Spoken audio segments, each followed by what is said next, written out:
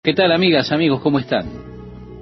Bien, el Señor promete a esta iglesia: por cuanto has guardado la palabra de mi paciencia, yo también te guardaré de la hora de la prueba que ha de venir sobre el mundo entero para probar a los que moran sobre la tierra. Estimado oyente, esta es una referencia a la gran tribulación.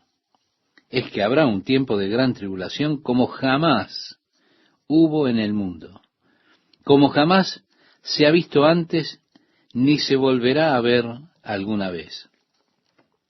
La destrucción masiva de la humanidad que tendrá lugar en esos últimos 3 años y medio, en los cuales Dios ha de derramar su ira y su juicio sobre este mundo. Como Él declara en el capítulo 14 de este libro: porque la copa de indignación de la ira de Dios se ha desbordado y el mundo verá un tiempo de terror y horror como nunca antes. Leemos de eventos que han ocurrido en la historia, horribles batallas, masacres tremendas, pero no ha sucedido en la historia nada que se pueda comparar con lo que ha de suceder en el futuro cuando la ira de Dios sea derramada sobre esta tierra. Leemos sobre esto, de la ira de Dios derramada sobre la tierra, en el tiempo de Noé, por ejemplo, cuando vino el gran diluvio y ocurrió la destrucción de las personas que vivían sobre esta tierra. Leemos también en el libro de Génesis sobre la destrucción de Sodoma y Gomorra cuando Dios hizo descender fuego del cielo, ¿sí? Leemos sobre la destrucción de Jerusalén por parte de los romanos bajo el mando de Tito Trajano. Flavio Josefo, historiador judío, documentó cosas horribles, atrocidades que acontecieron. Pero, estimado oyente, nada en la historia se iguala o igualará a lo que ha de suceder en la gran tribulación. Ahora, la bendita esperanza que le da Jesús a la iglesia en Filadelfia es: por cuanto has guardado la palabra de mi paciencia, yo también te guardaré de la hora de la prueba que ha de venir sobre el mundo entero para probar a los que moran sobre la tierra. Cuando la Biblia habla de la gran tribulación, cuando la Biblia habla de la ira de Dios que ha de derramarse, siempre se distingue que eso sucederá sobre los impíos. El apóstol Pablo le escribía a los romanos en el capítulo 1, versículo 18, porque la ira de Dios se revela desde el cielo contra toda impiedad e injusticia de los hombres que detienen con injusticia la verdad. Jesús le prometió a la iglesia: por cuanto has guardado la palabra de mi paciencia, yo también te guardaré de la hora de la prueba. En el capítulo 21 del Evangelio de Lucas, encontramos a los discípulos pidiéndole a Jesús que les diga acerca de las señales que habrían de preceder a la destrucción del templo y las señales que precederían su venida y el final de los tiempos. Jesús les dice cómo habrían de ver ellos a Jerusalén rodeada por el ejército romano, cómo huirían de Jerusalén, pero luego Él comienza a hablarles acerca de las señales de su segunda venida y les habla de esta gran tribulación. Les dice de las cosas horribles que habrían de suceder, los eventos cataclísmicos, no solo guerras mundiales, no solo hombre contra hombre con armas supermodernas destruyendo la humanidad, sino que les habló también de cataclismos en la naturaleza, vientos feroces, terremotos sacudiendo la tierra en diferentes lugares. Él habla de otros eventos también, de pestilencias. Sabemos, por supuesto, que las pestilencias siempre siguieron a la destrucción masiva y a los terremotos. Pero también habrá en ese momento eventos en el cielo mismo, la luna volviéndose en sangre, el sol en oscuridad. Esto podría ser, por supuesto, como resultado de la destrucción por parte de las armas atómicas. Cuando usted piensa, cuando Saddam Hussein dejó Kuwait, prendió fuego los campos petroleros, el humo que había y todo lo demás, cómo oscureció todo el campo. Por supuesto, usted mira la luna en la noche y toma un interesante color rojizo. Dios habla de los eventos que han de suceder, pero Él le promete a su iglesia que por cuanto guardó la palabra de su paciencia, le dice, por cuanto has guardado la palabra de mi paciencia, yo también te guardaré. Y quiero que note esto, no dice te guardaré en, sino que dice de la hora de la prueba que ha de venir sobre el mundo entero para probar a los que moran sobre la tierra.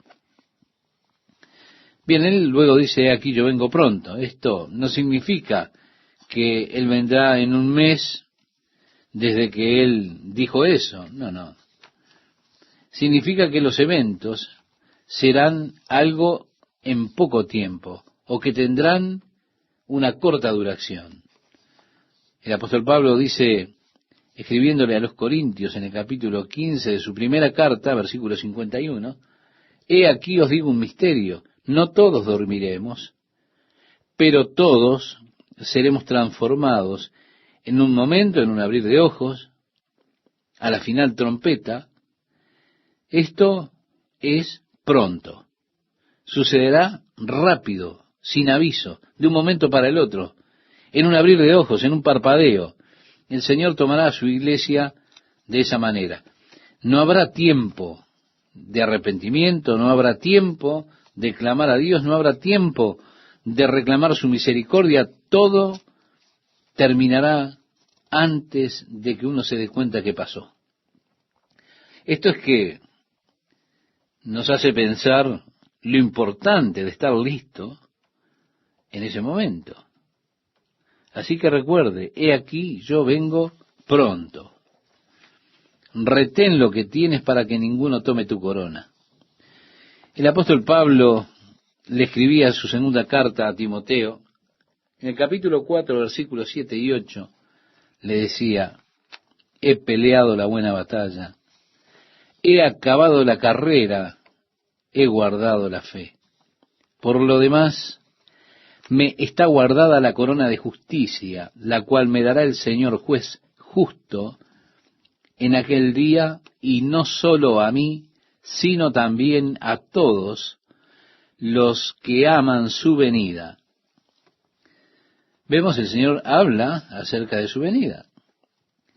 En su aparición, aquellos que amen su venida recibirán la corona de justicia.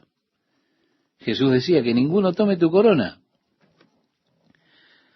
Y además le dijo a la iglesia en Filadelfia, al que venciere, yo lo haré columna en el templo de mi Dios, y nunca más saldrá de allí.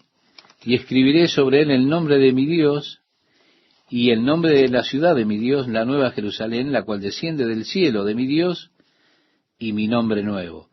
El que tiene oído, oiga lo que el Espíritu dice a las iglesias. Bien, entramos ahora en el mensaje a la última iglesia, o la última carta. Dice, y escribe al ángel de la iglesia en la Odisea. He aquí el amén, el testigo fiel y verdadero. Jesús está describiéndose a sí mismo como el testigo fiel y verdadero. Ahora, ¿qué significa esto? Significa que Jesús es un verdadero testigo de Dios. Vale decir, si usted, estimado oyente, quiere saber cómo es Dios, mire a Jesús. Mirando a Jesús, comprendiendo cómo es, usted puede saber exactamente cómo es Dios. El Evangelio de Juan comienza diciendo, en el principio era el Verbo, y el Verbo era con Dios, y el Verbo era Dios. Este era en el principio con Dios. Todas las cosas por él fueron hechas, y sin él nada de lo que ha sido hecho fue hecho. Un poco más adelante, cuando está discutiendo con los judíos, dijo Jesús, yo y el Padre uno somos. En el capítulo 10, verso 30. Un poco más adelante, Felipe le dice, Señor, muéstranos al Padre y nos basta. Y Jesús le respondió, tanto tiempo hace que estoy con vosotros y no me has conocido, Felipe, el que me ha visto a mí, ha visto al Padre. ¿Cómo pues dices tú, muéstranos el Padre? En el Evangelio de Juan, capítulo 14, versículos 8 y 9, usted lo puede leer después, si lo desea, estimado oyente. Sí, Jesucristo era un testigo fiel de lo que es, de quién es Dios. Su vida fue un testimonio para nosotros de lo que es Dios. Ahora, es interesante que el Señor nos llame a nosotros para que seamos sus testigos. Entonces debería hacer que los hombres pudieran ser capaces de darse cuenta cómo es Jesucristo mirándonos a nosotros, mirando nuestras vidas. Y en esas áreas donde nuestras vidas no son un verdadero reflejo de Jesús, es allí que nosotros no somos verdaderos testigos. Pero, ¿qué obligación tenemos de ser sus testigos? Por supuesto, solo podemos hacer eso por el poder del Espíritu Santo. Ahora, Jesús dijo a sus discípulos, en el capítulo 1, versículo 8 del libro de los Hechos, que ya hemos estudiado, y recibirán poder cuando venga sobre ustedes el Espíritu Santo, y me seréis testigos. Pero usted puede ser testigo separado del Espíritu Santo, claro que no. Usted no puede serlo separado del poder del Espíritu Santo. Jesús es el testigo fiel y verdadero. Y además se presenta como el principio de la creación de Dios, que por supuesto dice esto, yo conozco tus obras, que ni eres frío ni caliente. Reitero, nosotros leímos el Evangelio de Juan al comienzo, donde dice en el principio era el Verbo estaba con Dios, el Verbo era Dios. Todas las cosas fueron hechas por Él, así que Él estaba, estimado oyente, en el comienzo, en la creación de Dios, Él estaba, es el principio de la creación de Dios. Él es el fundamento de toda la creación. Todo fue hecho por Él y para Él. Cuando usted está realmente sediento, usted va a buscar un vaso de agua. Y dice aquí, en esta carta a la Odisea, yo conozco tus obras, que ni eres frío ni caliente. Ojalá fuese frío o caliente, pero por cuanto eres tibio y no frío ni caliente, te vomitaré de mi boca. Por eso le mencionaba, cuando usted tiene sed, va en busca de un vaso de agua. Bueno, yo a usted no lo conozco, pero en cuanto a mí me gusta el agua bien fría. Un día de calor, nada es más refrescante para mí que un vaso de agua bien fría. A algunas personas les gusta el agua caliente, a otras les gusta el agua bien fría, pero son muy pocas las personas que les puede gustar el agua tibia. Este es el caso de la iglesia en la Odisea. Ellos no eran ni fríos ni calientes, eran tibios. Y el agua tibia produce eso en el estómago. Produce una reacción, produce el vómito. Los laodicenses no estaban encendidos por el Señor, no ardían por Él. Ellos iban a la iglesia, pero todavía no eran totalmente apóstatas. La posición que tenían era, bueno, voy o no voy, escucho lo que dice o no lo escucho, tomo el sermón o no lo tomo, algo así, pero Jesús no quiere una relación de o lo tomo o lo dejo, no, así como que da lo mismo. Él quiere una relación total y completa con usted. Él decía, por cuanto eres tibio y no frío ni caliente, te vomitaré de mi boca. En otras palabras, eres insípido, no estás interesado. Lo que tenemos es una relación tibia. Por eso dice, ojalá fuese frío o caliente. Pero por cuanto eres tibio y no frío ni caliente, te vomitaré de mi boca. Porque tú dices, mire, estimado oyente, aquí hay algo interesante. Yo pienso que esto es de vital importancia. Ellos estaban diciendo y pensando una cosa acerca de ellos mismos. Pero el Señor estaba diciendo y pensando algo totalmente diferente acerca de ellos. Y lo que importa no es lo que yo piense acerca de mí mismo. Lo que importa es lo que el Señor piensa acerca de mí. Eso es lo realmente importante. Ellos pensaban de ellos mismos que eran una luz. Pero Dios nos veía desde una luz diferente. Y es importante que nos veamos a nosotros mismos, no a nuestra luz, sino a la luz de Dios. Por eso es que David dice, examíname, oh Dios, y conoce mi corazón, pruébame y conoce mis pensamientos, y ve si hay en mí camino de perversidad, y guíame en el camino eterno. Lo hemos leído ya en otra oportunidad, este Salmo 139, versículos 23 y 24, que usted lo puede repasar después tranquilamente. El Señor aquí dice, porque tú dices, yo soy rico y me he enriquecido, y de ninguna cosa tengo necesidad. He ahí la moderna iglesia apóstata. Muchas de ellas tienen grandes fundamentos en los que se sostiene la iglesia. Ellas realmente se han vuelto muy ricas, pero el Señor dice, y no sabes que tú eres un desventurado, miserable, pobre, ciego y desnudo. Vale decir, estás desnudo, no tienes nada, eres desventurado, miserable. Así es como Dios los veía a ellos. Ahora, qué contraste con cómo se veían ellos mismos.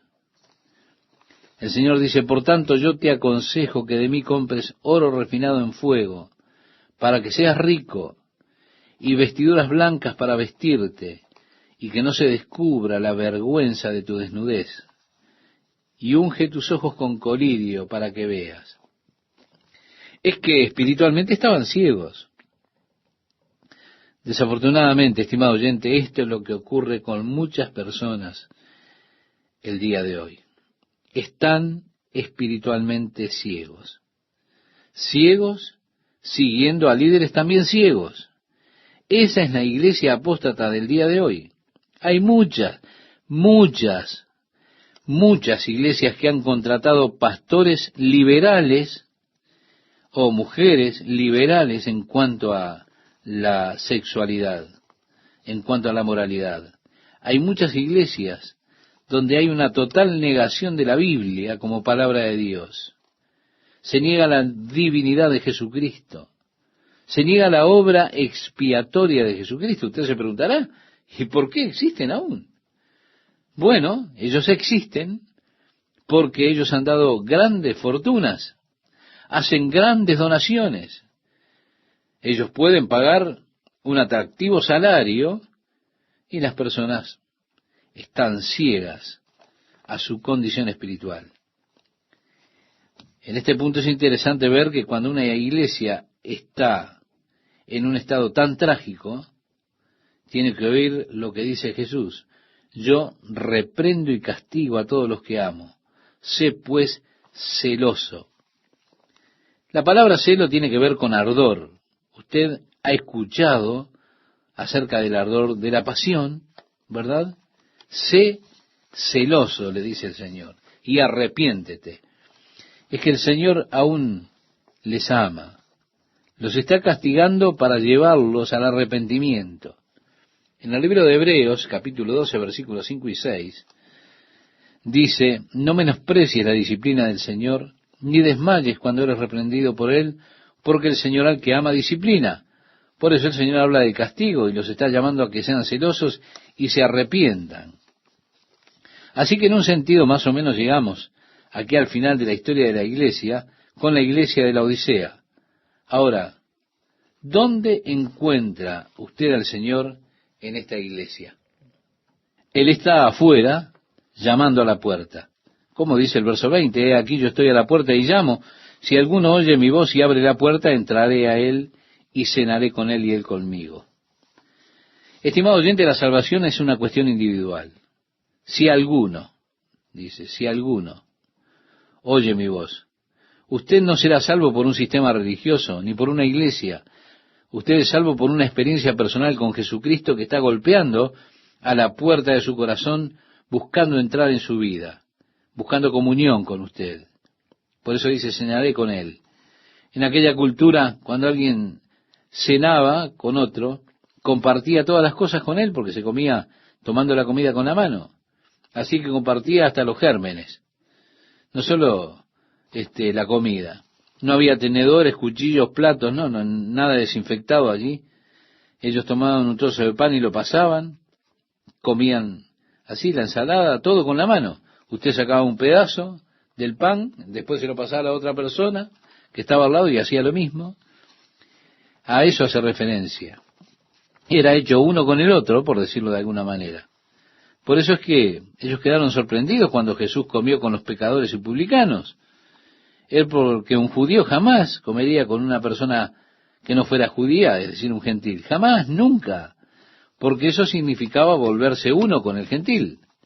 Pero Jesús quiere ese compañerismo íntimo con usted. Ser uno con usted, cenar con usted. Y está la puerta llamando, y si alguno oye mi voz y abre la puerta, Jesús dijo, el que a mí viene no le echo fuera. No. Si usted abre la puerta, Él dice, yo entraré. Mi casa está tan desordenada, podría decir uno, está tan sucia. Tú no puedes ver la mugre que hay en mi casa. El Señor dice, yo entraré. Lo hermoso del caso es que Él lo ayudará a limpiar su casa. Entraré, cenaré con Él y Él conmigo. Es su promesa. Luego dice, al que venciere, le daré que se siente conmigo en mi trono, así como yo he vencido y me he sentado con mi Padre en su trono. Hoy Jesús está sentado en el trono de Dios en el cielo y da este ofrecimiento a aquellos que sean capaces de vencer, el ofrecimiento de compartir y sentarse con Él en el trono, así como Él está sentado con su Padre en su trono. Por eso dice al final, el que tiene oído, oiga lo que el Espíritu dice a las iglesias. Es un gusto saludarles, amigas y amigos, de la palabra de Dios para hoy.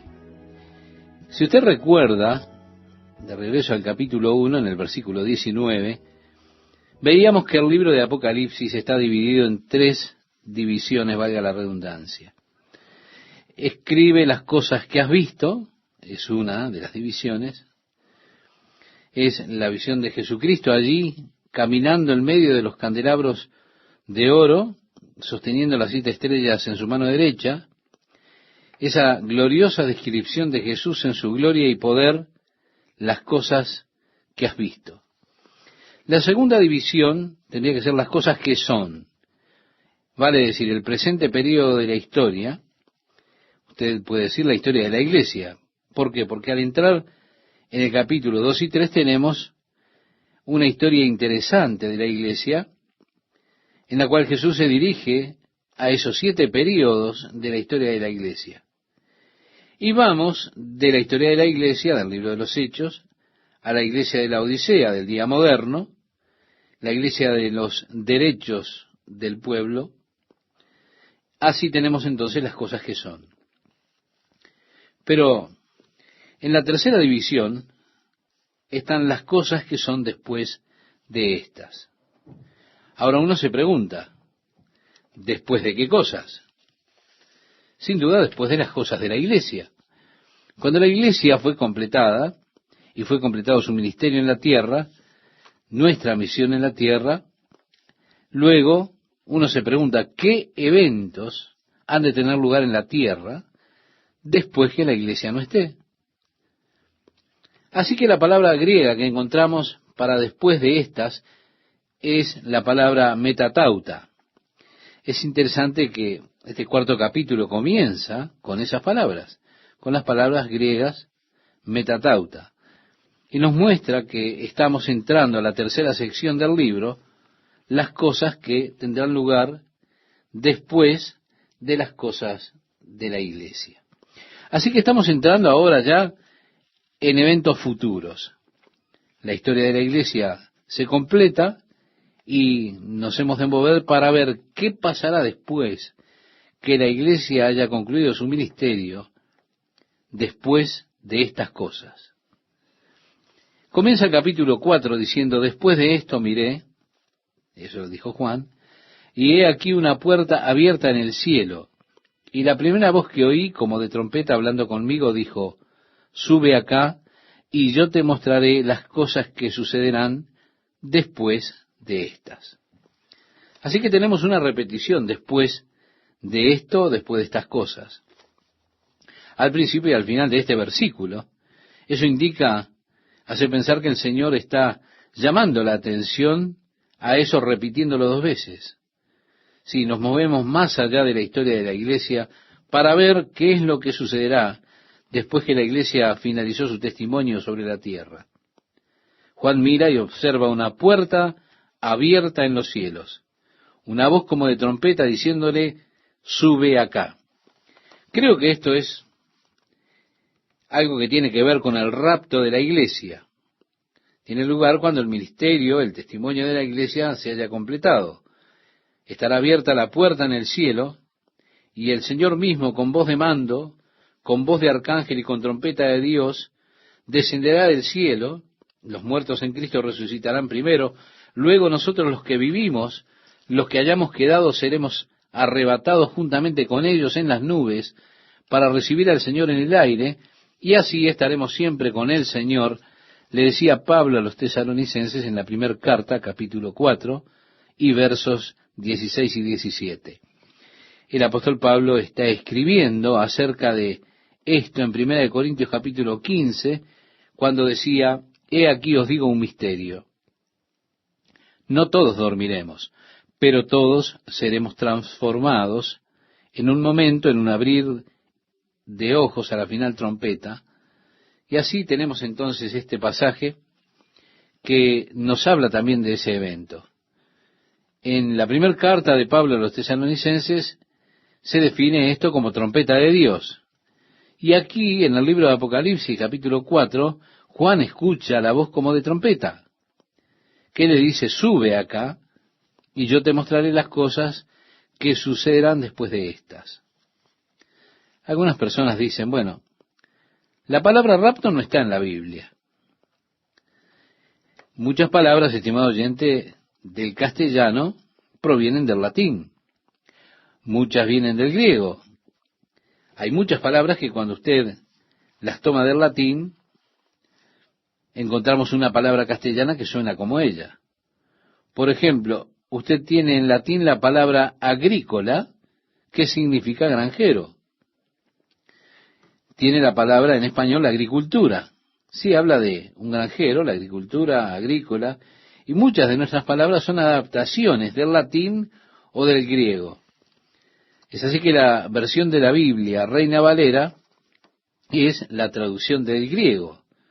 Ellos recogieron y escogieron para traducir la palabra arpazo, lo que significa ser tomado de repente. Así se traduce en la versión Reina Valera. Bueno, ellos han traducido entonces como tomado. Seremos tomados arriba para encontrarnos con el Señor en el aire. Y tomados arriba viene de la palabra griega arpazo. Ahora, hay una versión en latín de la Biblia que es llamada la Vulgata Latina, que fue traducido mucho antes que cualquier versión española, traduciendo la palabra griega arpazo al latín. Ellos usaron la palabra en latín raptus, lo cual significa lo mismo que arpazo. Es la palabra latina para tomados arriba. Así que en la Biblia española hemos traducido arrebatado, tomados arriba. Si hubiésemos estado traduciendo de la Vulgata Latina al español, probablemente estaríamos usando la palabra rapto, porque estaríamos traduciendo la palabra latina raptus. Así que nuevamente dicen, bueno, la palabra milenio tampoco se encuentra en la Biblia. Habremos de hablar del reinado milenial de Jesucristo. Pero ellos dicen, bueno, como milenio no está en la Biblia, no hay reinado milenial. Bien, miremos, milenio, otra vez. Proviene del latín, de dos palabras, mili anum. Y mili anum es mili, es mil, y anum es años. Así que esta palabra milenio viene del latín y se traduce en 1000 años. Traducido en su Biblia, dice, y reinarán con él 1000 años. Es lo mismo que decir millennium, porque de ahí viene mili anum, de ahí viene la palabra milenio. Por lo tanto, las personas que hacen esta clase de discusiones discuten de una, podríamos decir, desde una posición de ignorancia de los lenguajes. Es bastante triste porque tratan de hacer de esto un gran asunto porque la palabra rapto no está en la Biblia, pero sin duda la experiencia es enseñada en la Biblia. Y hay que ir a fondo en los lenguajes para entender. Volviendo a nuestro estudio, Juan escuchó la voz, era como de trompeta, que le decía, ven y sube, sube acá. Juan fue arrebatado por el Espíritu.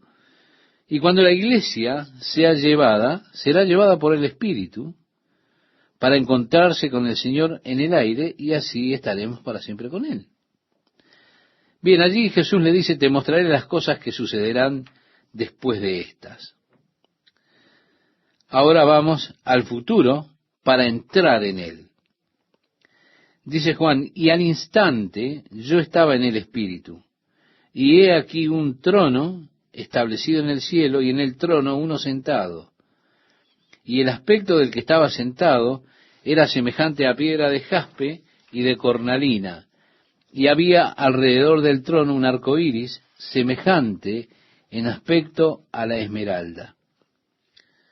Estimado oyente, la primera cosa que capta la atención de Juan cuando él va en espíritu al cielo, está allí Juan como un representante de la iglesia, lo que significa que la primera cosa que captará nuestra atención cuando lleguemos a los cielos, sin dudas, será el trono de Dios. Juan ve este trono de Dios que está establecido en los cielos y el que está sentado en el trono. Para mirar, él lo ve como piedra de jaspe y cornalina. El jaspe es como un diamante azul y blanco. Tiene la brillantez de un diamante. La cornalina viene de sardis, es una gema de color rojo sangre. Así que él ve el trono al estar mirando a Dios, y note que no se menciona ninguna forma, sino solo esta brillantez. Nos dice la Biblia que Dios habita en luz inaccesible para el hombre. Es más, la Biblia dice que Dios es luz. Así que al mirar era como jaspe y cornalina. Este arco iris que tenemos alrededor del trono de Dios es como una esmeralda, sería de un tono verdoso.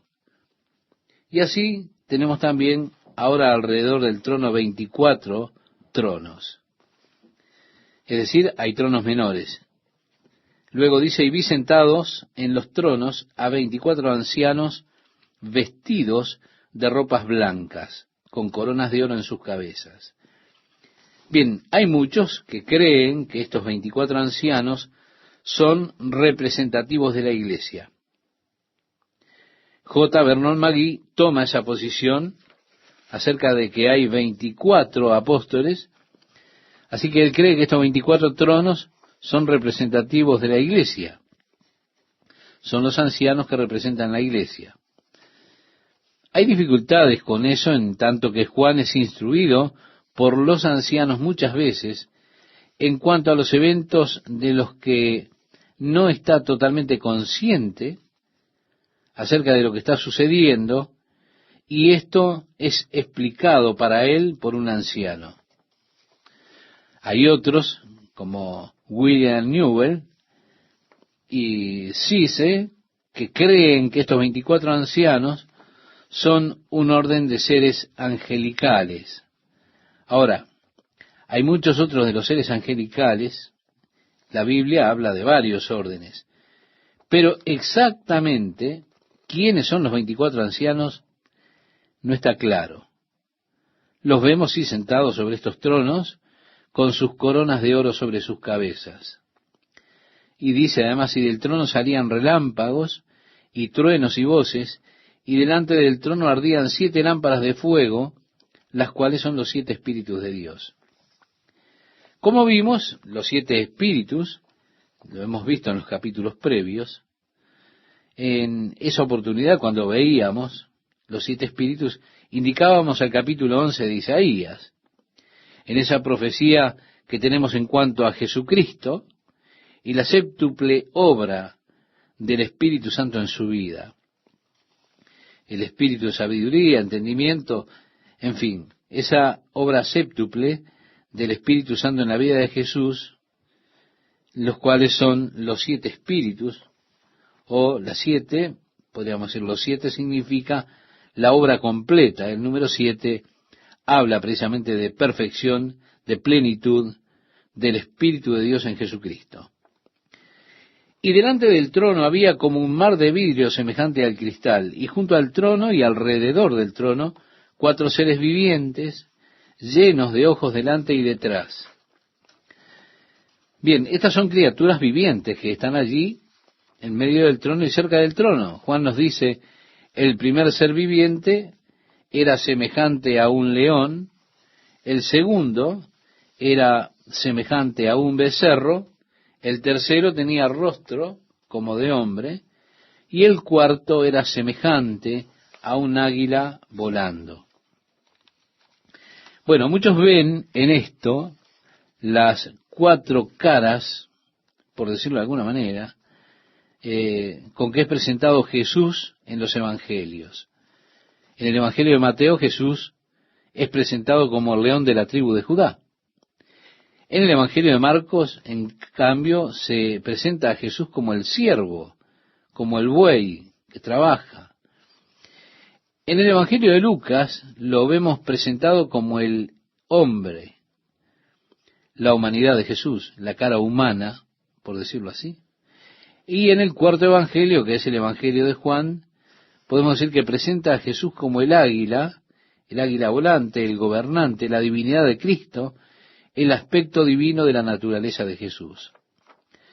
Es decir, Juan abre su evangelio diciendo en el principio era el verbo era con Dios y el verbo era Dios. Vale decir, enfatiza la deidad de Jesús.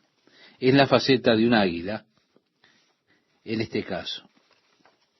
Y los 4 seres vivientes tenían cada uno 6 alas y alrededor y por dentro estaban llenos de ojos, y no cesaban día y noche de decir, Santo, Santo, Santo es el Señor Dios Todopoderoso, el que era, el que es y el que ha de venir. El profeta Ezequiel tuvo una visión del cielo. Él describió en los capítulos 1 y 10 esa visión del cielo que él tuvo. Ezequiel también vio aquellos 4 querubines que los describe allí en su libro. Es en Ezequiel que nosotros descubrimos que estos son los querubines. Ahora, el IN de querubín es lo que corresponde al plural del idioma hebreo. El plural hebreo de querubín es precisamente esas 2 últimas letras, IN. Sería como la S en el idioma español. Se tendría que hablar singularmente de cada una de estas criaturas como querub. Querub es una orden angelical. Probablemente pareciera que ellos son la orden angelical más alta que hay en el cielo. Allí está Miguel, que es llamado arcángel, pero luego están los querubines. En Ezequiel se nos dice que antes de la caída, antes de caer, Satanás era uno de los querubines. Él se describe allí en Ezequiel como que en Edén, en el huerto de Dios, estuviste. De toda piedra preciosa era tu vestidura, de cornerina, topacio, jaspe, crisólito, berilo y ónice, de zafiro, carbunclo, esmeralda y oro. Los primores de tus tamboriles y flautas estuvieron preparados para ti en el día de tu creación. Tú, querubín grande, protector, yo te puse en el santo monte de Dios. Allí estuviste, en medio de las piedras de fuego te paseabas. perfecto eras en todos tus caminos, desde el día que fuiste creado hasta que se halló en ti maldad. Vemos, Satanás una vez fue uno de la clase de los querub, llamado querubín grande protector. Por lo tanto, es una categoría alta de seres angelicales, hasta que ejerció su voluntad contra la autoridad y la voluntad de Dios. Tal cual lo describe Isaías en el capítulo 14. Dice: ¿cómo caíste del cielo, oh lucero hijo de la mañana? Tú que decías en tu corazón: subiré al cielo, en lo alto, junto a las estrellas de Dios levantaré mi trono. Sí, así fue la caída de Satanás, uno de los querubines. Ahora, estos querubines están comprometidos en la adoración de Dios. Allí, alrededor del trono de Dios, ellos no cesan día y noche de decir: Santo, Santo, Santo, Señor Dios Todopoderoso, el que era, y que es, y que ha de venir. Una descripción realmente interesante de los atributos de Dios, atributos eternos de Dios. Dios vive fuera del tiempo. Dios ha existido siempre. Él es, Él ha de venir. Pero Él es todo eso a la vez. Con Dios, que es eterno, no existe el tiempo. Él está fuera del dominio, fuera del tiempo, fuera de esa dimensión que tiene que ver con lo temporal. Ahora no podemos siquiera pensar en esa esfera. Nuestros cerebros no están preparados, no tienen la capacidad para concebir o entender lo que es eterno, lo que no tiene principio y fin, lo que no empieza ni termina. Si usted recuerda, cuando estudiamos el libro de Éxodo, Moisés le dijo a Dios: ¿quién diré que me ha enviado? Dios le dijo: yo soy el que soy. Y dijo: así dirás a los hijos de Israel: yo soy, me envió a vosotros. En el capítulo 3 de Éxodo, verso 14, usted puede leer estas palabras. Ahora solamente Dios puede decir: yo soy. Yo podría decir también, bueno, yo soy, pero luego tengo que decir: yo fui, porque lo había dicho un momento antes, de modo que ya no puedo decir yo soy, yo tengo que decir yo fui. Dios continúa diciendo y siendo: yo soy, porque es el eterno Dios que está por fuera del dominio del tiempo. Así que todo se encuentra allí encerrado en Dios era, es y ha de venir, todo al mismo tiempo. Todo el tiempo de la eternidad está envuelto en ese momento en Dios.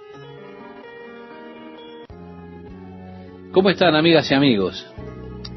Vivimos en un tiempo que es realmente continuo, va pasando, nosotros vamos pasando por el tiempo.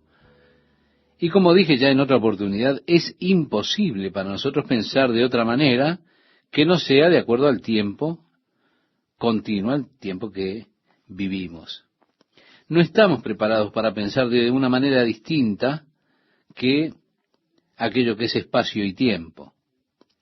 Einstein se ve que estaba cableado un poco diferente.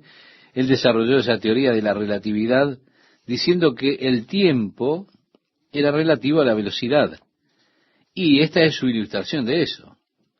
Si los astronautas pudieran desarrollar una nave que viajara a la velocidad de la luz, ¿cómo se expandiría el tiempo? Si usted, estimado oyente, pudiese viajar a 300.000 kilómetros por segundo, es decir, a la velocidad de la luz, usted se vaporizaría. Pero sí, cuando usted llega a destino, usted entonces podría materializarse nuevamente. Si usted viajase de la Tierra a la estrella más cercana fuera de nuestro sistema solar, fuera del sistema que tiene como centro al Sol, si viajara a Andrómeda, le llevaría 4 años y medio luz llegar a Andrómeda por medio de ese rayo de luz. Y visitando Andrómeda, usted está allá y dice, bueno, ahora me voy a volver a la Tierra. Usted da el giro, regresa por ese rayo de luz. A usted le tomaría 9 años hacer el viaje de ida y vuelta, aproximadamente. Pero cuando usted volviera a la Tierra, usted encontraría que la Tierra es millones de años más vieja. Entonces usted va a su antiguo domicilio, va a buscar la ciudad de Los Ángeles y le dicen que ha desaparecido hace mucho, mucho, mucho. La relatividad del tiempo es difícil que nosotros la podamos concebir. Ahora, Dios está fuera del tiempo. Por lo tanto, Dios ve todo el tiempo continuo a la vez.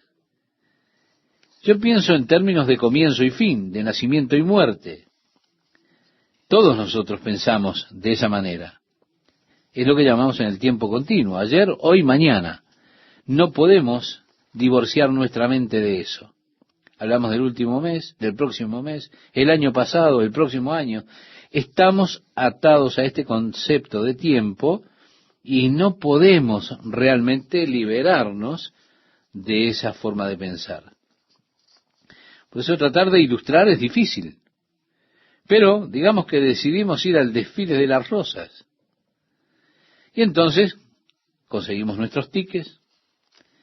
Allí están las tribunas situadas en la avenida Lake y Colorado Boulevard.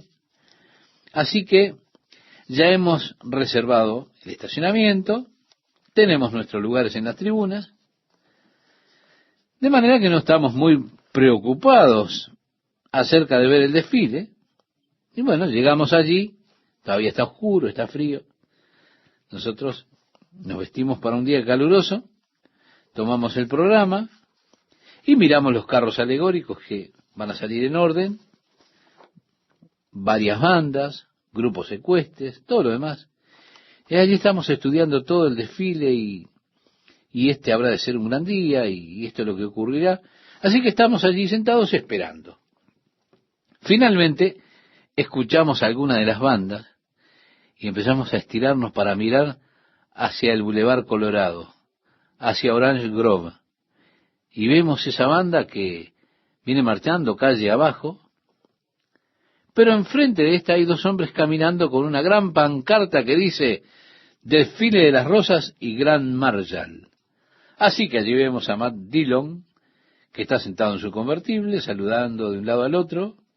Luego vienen las bandas, algunos grupos ecuestres, después comienzan a pasar los carros, y allá viene un carro maravilloso. Es el carro de San Gabriel. Y pasa y nosotros festejamos, saludamos, ¡qué hermoso! Atrae nuestra atención. Luego es seguido por otro carro, alguien viene corriendo hacia donde estamos allí, al borde de la tribuna y nos dice, ¿ya desfiló el carro de San Gabriel? Ah, nosotros le decimos, sí, pasó hace 5 minutos. Entonces dice, no, escuché que es hermoso y yo quería verlo. Oh, ¿es hermoso? ¿Quieres verlo? Bueno, mira, corre hacia el Boulevard Colorado. Si llegas a Sierra Madre o por ahí, podrás estacionar en ese lugar y posiblemente lo verás pasar. Ahora, ellos tienen que ir hacia adelante para ver lo que está pasando, lo que pasó, lo que está atrás. Es decir, verán lo que para nosotros es pasado. Pero para ver el pasado tienen que ir hacia adelante. Ustedes están comenzando a entender cómo es la cosa, ¿verdad? Así que digamos que alguien viene, otra persona, y nos dice, ¿ha pasado el carro de Long Beach? Escuché que es verdaderamente hermoso este año y que se va a ganar el trofeo presidencial. Pues miramos nuestro programa y decimos, no. Aquí está la flota de Disneylandia.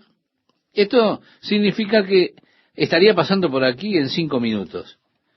Pero esta persona dice, no, yo quiero verlo ahora.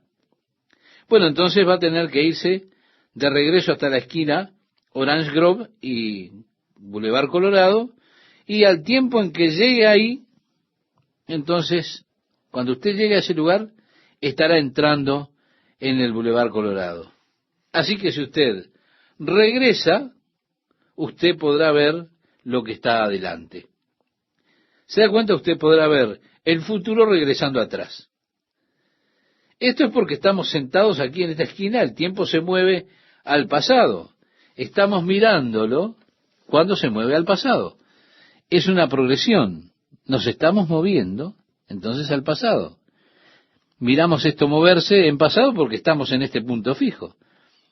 Ahora, si nos metemos en el dirigible de Goodyear y sobrevolamos el Boulevard Colorado, allí podemos mirar sobre Pasadena, así que allí está, ese punto de ventaja que tenemos, estamos sobre Pasadena, podemos ver el auto del Grand Marshal, y allí podemos ver los barrenderos siguiendo al último grupo ecuestre por el Boulevard Colorado, y usted puede ver absolutamente todo moviéndose.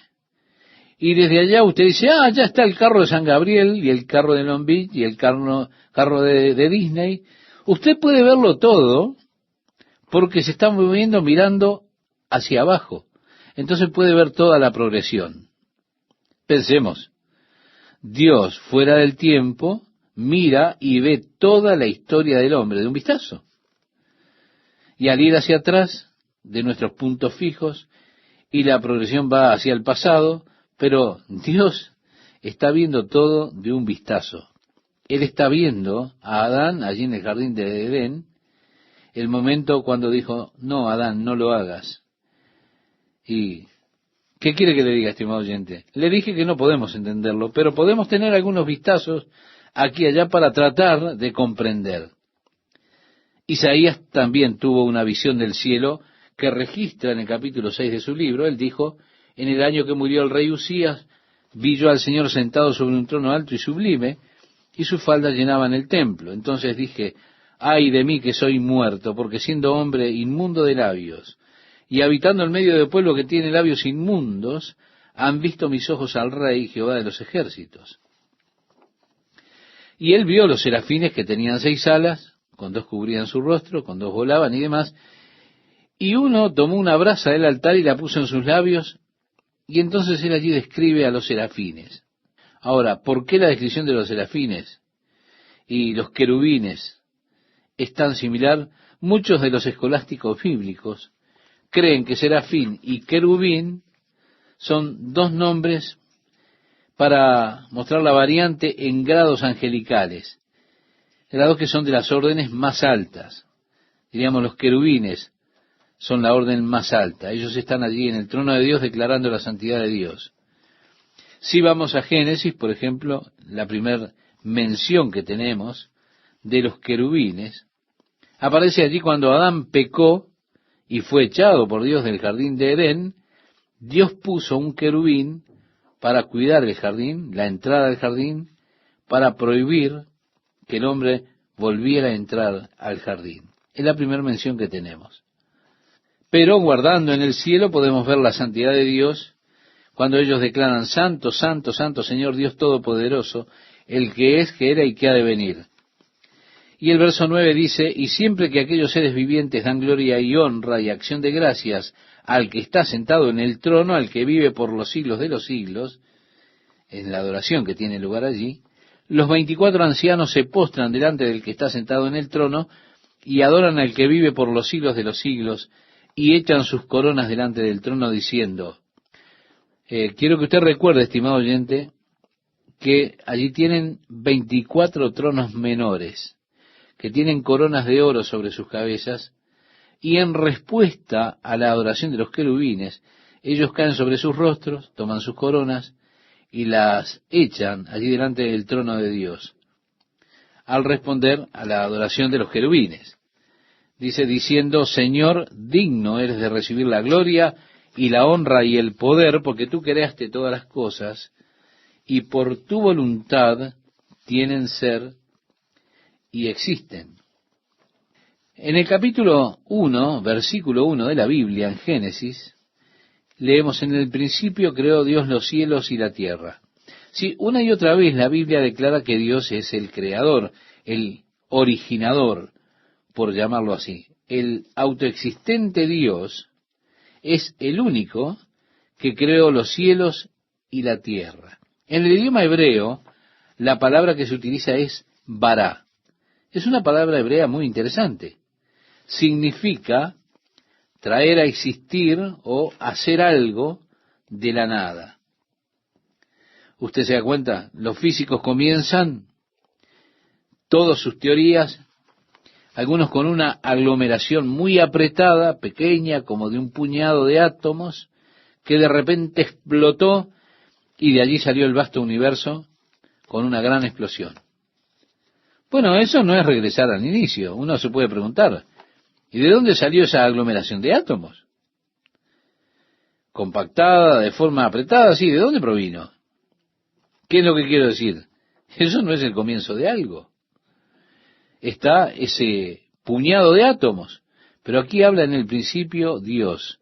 Dios siempre estuvo allí, porque Él creó, y cuando dice creó es bará.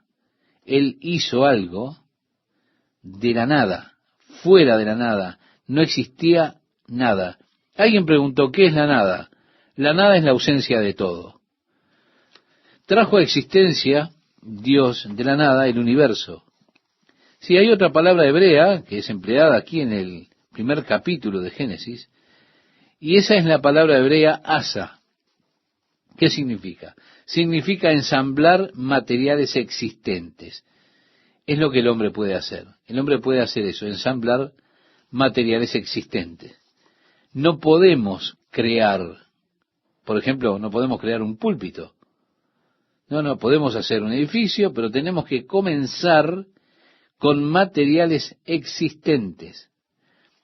Así que Dios creó los materiales existentes al principio. Dios creó el universo, los cielos y la tierra. En el capítulo 1 del Evangelio de Juan declara, en el principio era el Verbo, y el Verbo era con Dios, y el Verbo era Dios. Este era en el principio con Dios. Todas las cosas por Él fueron hechas, y sin Él nada de lo que ha sido hecho fue hecho. Así que vemos que declara que Jesús, siendo Dios, fue el creador de todas las cosas. El apóstol Pablo le escribe a los colosenses y les habla en cuanto a Jesús, diciendo, Él es la imagen del Dios invisible, el primogénito de toda creación, porque en Él fueron creadas todas las cosas, las que hay en los cielos y las que hay en la tierra, visibles e invisibles, sean tronos, sean dominios, sean principados, sean potestades. Estas son jerarquías angelicales, ¿verdad? Tronos, dominios, principados, potestades, son rangos de seres angelicales, cosas invisibles. Todo fue creado por medio de Él y para Él, y Él es antes de todas las cosas, y todas las cosas en Él subsisten. Y Él es la cabeza del cuerpo que es la iglesia, Él, que es el principio, el primogénito de entre los muertos, para que en todo tenga la preeminencia. El apóstol Pablo hizo esta misma declaración que ahora es hecha aquí en el cielo en cuanto a Dios. Tú has creado todas las cosas y por tu placer son y fueron creadas. Sí, Pablo nos dice que Jesús fue el que creó todas las cosas que fueron creadas por Él y para Él. Fuimos creados para la alegría de Dios.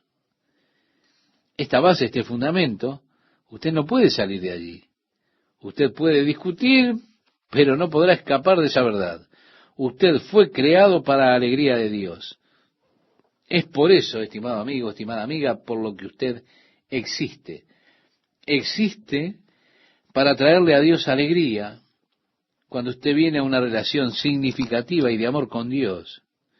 Dios nos creó para el placer de la comunión con Él. Cuando Juan estaba escribiendo su carta, su primera carta, él dijo lo que era desde el principio, lo que hemos oído, lo que hemos visto con nuestros ojos, lo que hemos contemplado y palparon nuestras manos tocante al verbo de vida, porque la vida fue manifestada y la hemos visto y testificamos, y os anunciamos la vida eterna, la cual estaba con el Padre y se nos manifestó. Lo que hemos visto y oído, eso os anunciamos, para que también vosotros tengáis comunión con nosotros. Y nuestra comunión verdaderamente es con el Padre y con su Hijo Jesucristo. Estas cosas os escribimos para que vuestro gozo sea cumplido. Sí, así comienza la primera carta de Juan. Para tener cumplimiento, esa plenitud de gozo, usted tiene que buscar y tener comunión con Dios. El mundo anda hoy en la loca búsqueda de gozo. Ellos han sustituido la felicidad. El mundo puede ofrecerle felicidad, claro, pero no puede ofrecerle gozo. La felicidad es una experiencia emocional. El gozo es una experiencia espiritual. Siendo una experiencia espiritual, viene a través de la comunión y relación espiritual con Dios. La plenitud de gozo viene de allí. La felicidad sí, el mundo puede darle felicidad, pero qué variable que es. Feliz esta noche, pero triste mañana. Es una cosa fluctuante que va de la alegría a la tristeza. En cambio, el gozo es algo espiritual. ¿Han notado alguna vez con los niños cómo ellos están de repente sonriendo a la carcajada limpia y no pueden parar de reírse? De repente rompen a llorar. Así son las emociones de los hombres. El mundo le puede ofrecer felicidad, pero usted no puede sacar mucha ventaja de ella, porque la felicidad humana no dura. Es por esto por lo que la llaman la búsqueda de la felicidad, porque es algo que usted está buscando permanentemente, porque no dura siempre, sino que siempre se está en la búsqueda de la felicidad. Pero el gozo es una experiencia permanente, porque pertenece a la esfera del espíritu, no varía. Usted, mi amigo, mi amiga, puede tener gozo aún en medio de las circunstancias más difíciles. Las cosas pueden parecer horribles. Con todo, su vida está exultante de gozo. Decía el apóstol Pablo, me gozo en lo que padezco por vosotros. ¿Se da cuenta? Aún padeciendo le está gozando. ¿Por qué? Porque el gozo está basado sobre relaciones, la relación con Dios, la comunión con Dios. Estas cosas les escribimos para que tengan comunión con nosotros, pero verdaderamente nuestra relación es con Dios y su Hijo Jesucristo. Cuando usted tiene compañerismo con Dios, estas cosas os escribo para que vuestro gozo sea cumplido, dice la Biblia, ocurre eso. Usted tiene esa plenitud de gozo que es relativa a su comunión con Dios. Esta no es una variable, es una constante. Por lo tanto, el gozo constante que tengo cuando vivo en comunión, en compañerismo con Dios, es inalterable. Y ese es el propósito de Dios para mi existencia. Dios quiere comunión conmigo. Es por esto, por lo que Él creó al hombre, para tener comunión con Él. Una relación significativa basada en el amor. Por lo tanto, Dios busca que usted tenga esa relación de amor con Él. Si usted ha llegado a amar la comunión con Dios, entonces su vida está cumplida, está completa. Porque usted está trayéndole alegría a Dios, y es para eso, para lo que usted existe. Como leíamos hace unos instantes, y para su placer fueron creadas todas las cosas. Mi estimado oyente, usted fue creado para alegría del corazón de Dios.